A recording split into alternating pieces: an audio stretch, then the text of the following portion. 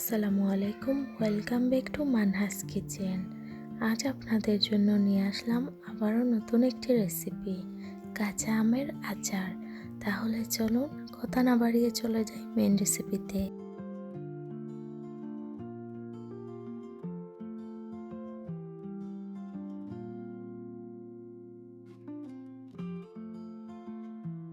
প্রথমত আমের খোসাগুলো ফেলে দিলাম এবং আমার পছন্দ মতো স্লাইস করে নিলাম।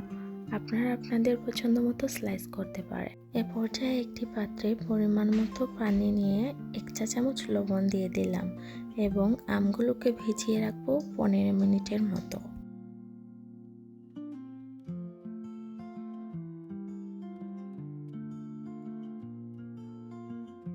পনেরো মিনিট পর একটি ঝাড়িতে আমগুলো তুলে রাখবেন, যেন আমের গায়ে থেকে সব পানি ঝরে যায়।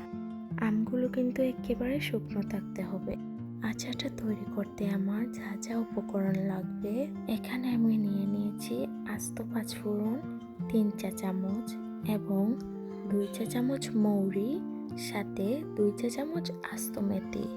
সবগুলো উপকরণ ভেজে নেব এবং কোনো রকম পানি ছাড়া গুঁড়ো করে নেব। এ পর্যায়ে আচার তৈরি করার জন্য দিয়ে দিলাম চিনি। আপনারা আপনাদের পরিমাণ অনুযায়ী চিনিটা ব্যবহার করতে পারেন।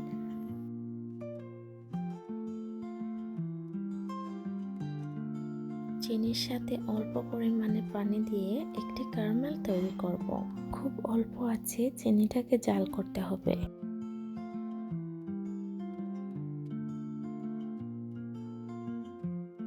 আপনারা দেখতেই পারছেন খুব অল্প আছে, আমি চিনিটাকে গলিয়ে নিলাম। এ পর্যায়ে দিয়ে দেব আম।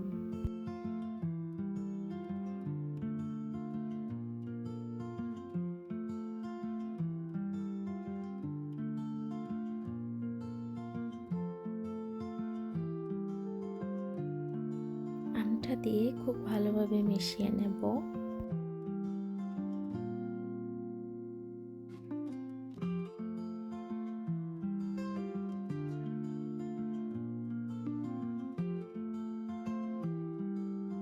খুব ভালোভাবে মিশিয়ে নিলাম। এ পর্যায়ে দিয়ে দেব অল্প পরিমাণে হলুদের গুঁড়ো এবং অল্প পরিমাণে মরিচের গুঁড়ো, জাস্ট কালারটা আসার জন্য, যেহেতু আমরা এখানে কোনো ধরনের ফুড কালার ব্যবহার করছি না। আবারও খুব ভালোভাবে মিশিয়ে নেব এবং লো হিট দিয়ে ঢাকনা ছাড়া রান্না করব। ঢাকনাটা কিন্তু আপনারা দেবেন না, কেননা ঢাকনা দিলে আমগুলো ভেঙে যাবে।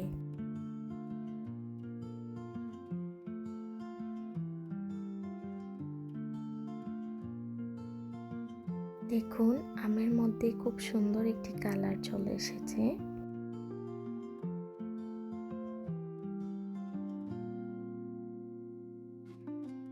খুব অল্প আছে কিন্তু আমটা রান্না করবেন। এ পর্যায়ে দিয়ে দিলাম পরিমাণ মতো লবণ এবং গুঁড়ো করে রাখা সেই মশলাটা।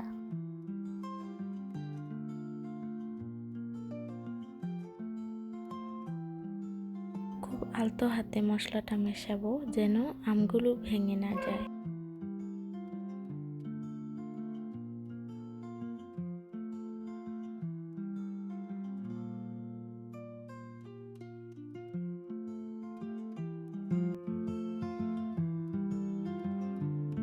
এ পর্যায়ে দিয়ে দেব 1 চা চামচ শুকনো লঙ্কার গুঁড়ো।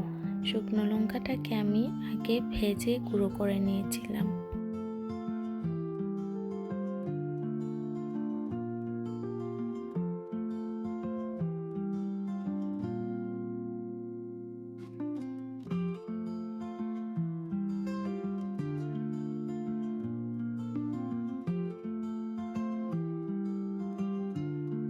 আচারের মধ্যে একটি আঠালো ভাব চলে আসার আগ পর্যন্ত রান্না করব।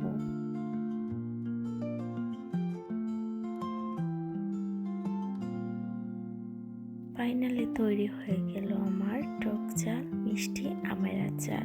আপনারা দেখতেই পাচ্ছেন খুব সুন্দর একটি কালার এসেছে।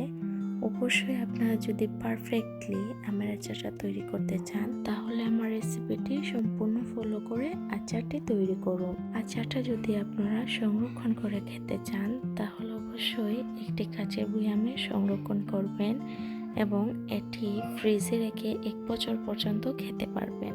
ধন্যবাদ এতক্ষণ ধৈর্য সহকারে আমার ভিডিওটি দেখার জন্য। আপনি যদি আমার চ্যানেলে নতুন হয়ে থাকেন তাহলে অবশ্যই আমার চ্যানেলটিকে সাবস্ক্রাইব করবেন।